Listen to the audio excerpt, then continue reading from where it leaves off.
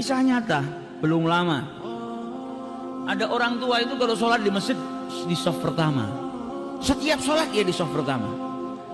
Sampai pada suatu hari selesai dari sholat baru salam, assalamualaikum warahmatullah, assalamualaikum warahmatullah. Ini orang tua yang biasa di shaf pertama tiba-tiba maju ke depan ke tempatnya imam, duduk di depan imamnya, lututnya nempel dengan lututnya imam.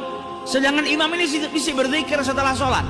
Belum selesai, ini orang tua tanya kayak orang gesusu, jadi tergesa-gesa. Ini orang tanya, ya imam, wahai imam, ajarkan aku sesuatu yang bermanfaat yang bisa nanti masukkan aku ke dalam surganya Allah Subhanahu wa taala. Ajarkan aku apapun itu, sesuatu yang bermanfaat.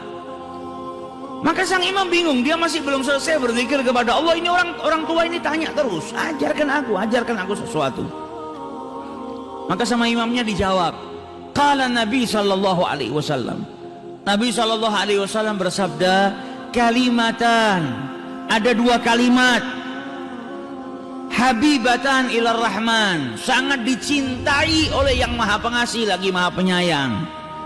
Khafifatan ala lisan, ringan diucapkan di lisan itu. Thaqilatani fil mizan, akan tetapi kedua kalimat ini sangat berat di timbangannya Allah Subhanahu wa taala.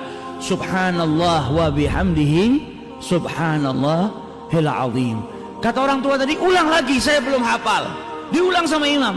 Qala Nabi sallallahu alaihi wasallam, kalimatan habibatan ilar rahman, khafifatan 'alal lisan, thaqilatan fil mizan, subhanallah wa bihamdihi, subhanallahil azim. Ulang lagi, saya belum hafal. Diulang sama imamnya beberapa kali sampai akhirnya saya sudah hafal. Mulai detik itu ucapannya Nabi Muhammad dibawa sama dia kemanapun, dimanapun dia berada, berjumpa dengan siapapun. Ada pernikahan dia ketemu orang, qala Nabi sallallahu alaihi wasallam, ingatkan orang. Ada dua kalimat dicintai sama Allah, ringan di lisan tapi berat di timbangan. Subhanallah wa bihamdi, subhanallahil azim. Ketemu siapapun dia ucapkan, ketemu siapapun dia ucapkan, ketemu anaknya, ketemu tetangganya, ketemu sahabatnya, di masjid, di luar masjid, ada tamu ke rumahnya, selalu dia ulang-ulang kalimatan habibatan ilar rahman, terus diulang-ulang sampai akhirnya datang suatu ketika dia sakit, masuk rumah sakit tidak sadar, selama beberapa hari nggak sadar, koma.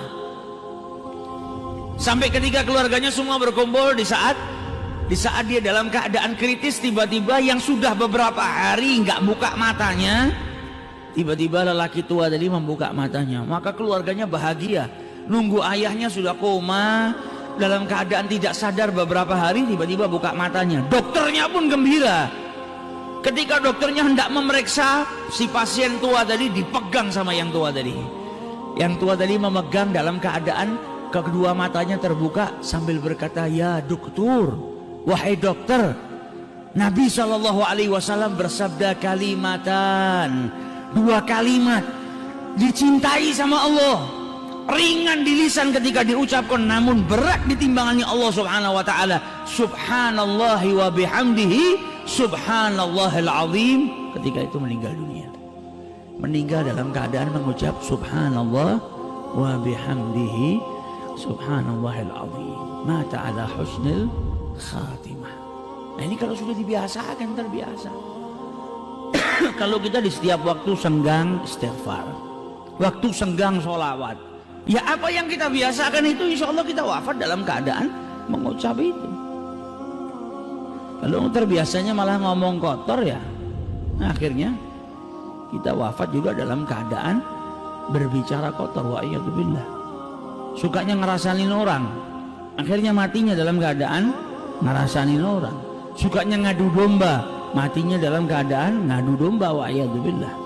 Namun kalau orang saling berzikir, maka kebiasaannya berzikir itu insya Allah akan menjadikan dirinya wafat dalam keadaan berzikir mengingat Allah Subhanahu wa ta'ala.